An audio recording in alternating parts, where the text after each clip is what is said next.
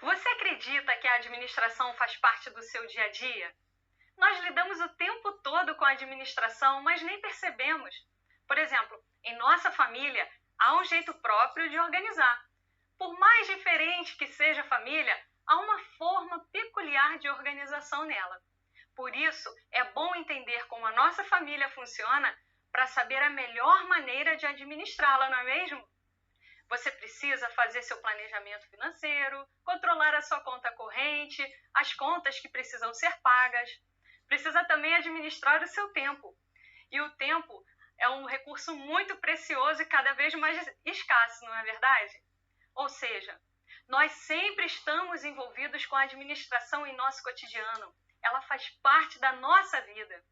A mesma lógica se aplica ao mundo empresarial.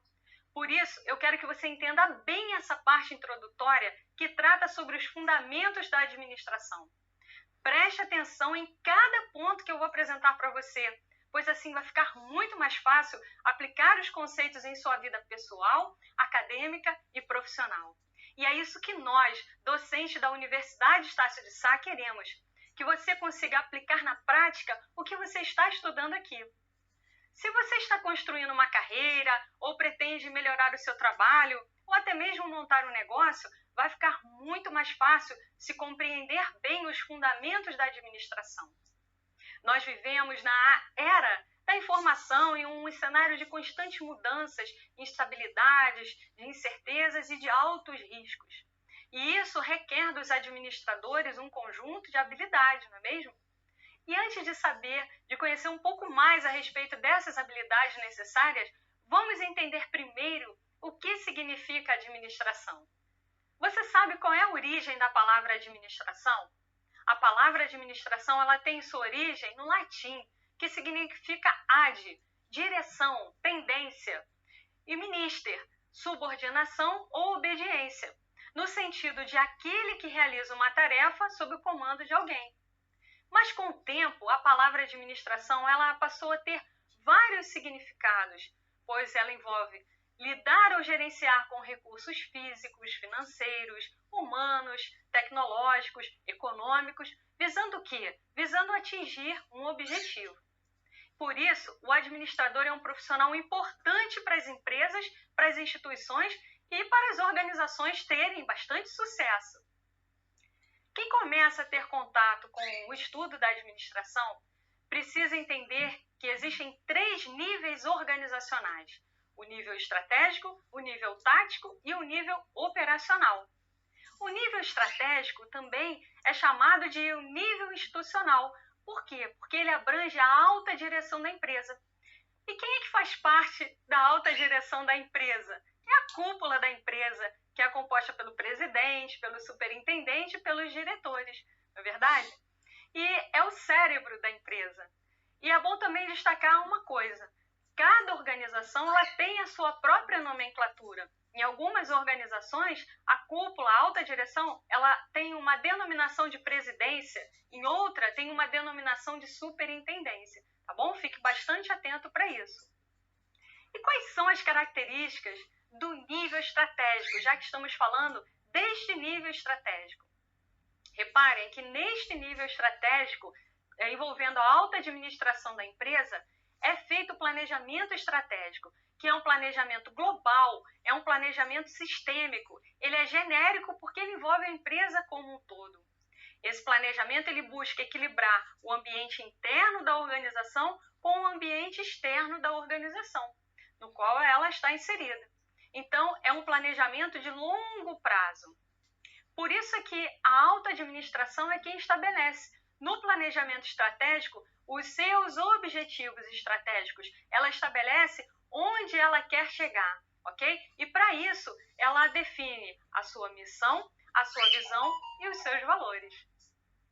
Já o nível tático também é chamado de nível intermediário, porque ele compreende o nível gerencial, o nível departamental da organização.